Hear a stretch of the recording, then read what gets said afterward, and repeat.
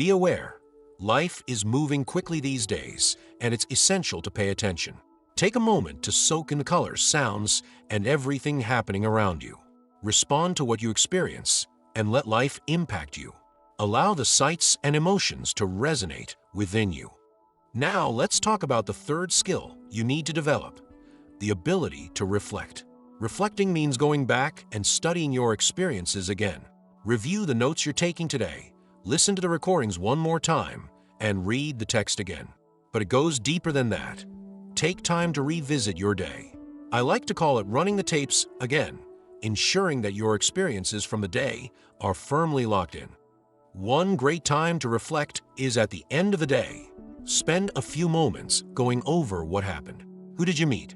What did they say? How did you feel about those interactions? Reflecting helps you capture the essence of the day, as each day is a piece of the mosaic of your life. Don't treat your days casually. Instead, make sure you extract lessons from each day and revisit them to solidify those experiences. The knowledge, sights, sounds, and the vibrant motion picture of your day. Lock it all in so it can serve you in the future. Next, at the end of the week, take a few hours to reflect. Review your daily activities, your calendar, and your appointment book. Where did you go? Who did you see? How did it feel? What did you learn? This practice of capturing your week is important, as a week provides a substantial amount of time to reflect on and analyze. Next, set aside half a day at the end of the month for reflection. Use this time to revisit what you've read, heard, and seen, as well as the emotions you've felt.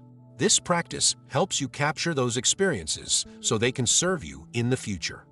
Then, dedicate a weekend at the end of the year to solidify your memories of that year in your mind. It's crucial to make sure those experiences stay with you, never to be forgotten. Cultivating the ability to reflect is invaluable. It's important to remember your thoughts, ideas, experiences, occasions, the weather, emotions, complexities, and both the highs and lows of each moment. Make sure to lock in each day, week, month, and year. The Old Testament describes a unique scenario in which people worked for 9 years, then took a sabbatical in the 10th year. This time was not just for relaxation or to regain physical strength, but to reflect on the past 9 years. It was a time to analyze what went right, what went wrong, what worked, and what didn't. Consider how you have grown, learned, and changed during that time. What do you have now that you didn't have at the beginning of those 9 years? That's the true value of a sabbatical, a time to reflect and recharge. There's also great significance in solitude.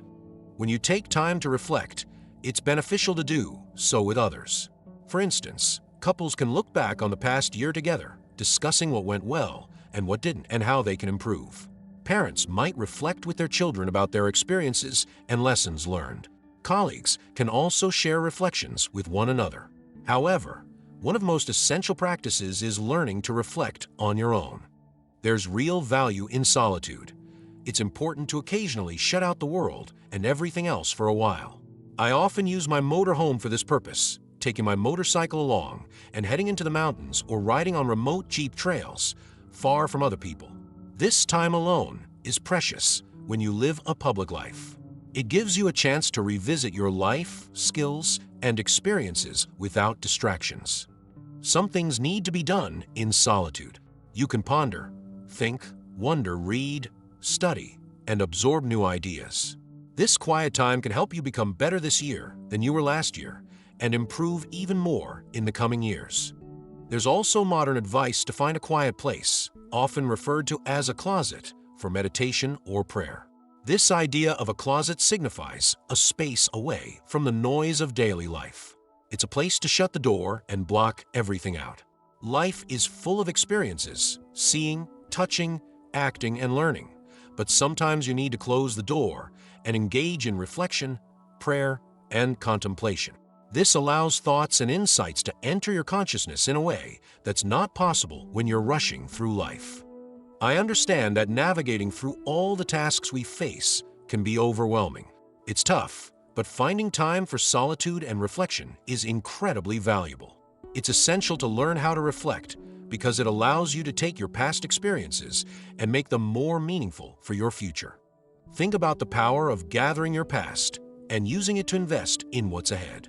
Take what you learned today and apply it to tomorrow. Collect the lessons from this week and use them for the next one. Gather insights from this year and invest them into the upcoming year. This approach is much more effective than just hanging on and waiting to see what happens. Personal development is a journey toward becoming a better version of yourself, adding value not only in your personal life, but also as a parent, sibling, colleague, or community member. The more you work on yourself, the more you can contribute positively to your relationships, whether in marriage, business, or your community. The greatest gift you can give to others is your own growth. Self-development is far more valuable than self-sacrifice, which often leads to resentment. It's important to invest in yourself rather than giving everything up for others. For example, a mother who sacrifices her life for her children might not realize that this isn't truly noble. What's noble is self-investment. When you focus on becoming a better person, you enhance your relationships. I used to think, you take care of me and I'll take care of you. But I've realized how limiting that mindset is. Now I say, I'll take care of myself for you, and you take care of yourself for me. This shift in thinking emphasizes that personal development is crucial. We should prioritize our growth even more than our work. Now we apply that growth to our friendships, to our marriages, and to our roles as parents. We cultivate strength and power in these relationships, which is essential. This process requires discipline and the ability to develop valuable skills and gifts. By doing this, we can contribute even more in the coming week, month, and year. If you embrace this mindset, you'll find that absorbing, responding, and reflecting will lead to greater personal growth.